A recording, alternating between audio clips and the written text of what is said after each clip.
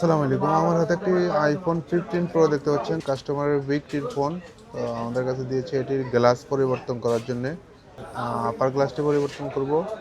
আর এটা সম্পূর্ণ একটা ভালো একটি ফোন, কোনো ধরনের প্রবলেম নাই, বাট গ্লাসে অনেক দাগ।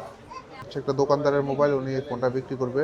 তো ওইভাবে গ্লাসটা পরিবর্তন করতে হবে যে বোঝা না যায় যে গ্লাস পরিবর্তন হয়েছে। ফোনটির আপার গ্লাসটি পরিবর্তন করব, আপনারা দেখতে থাকুন।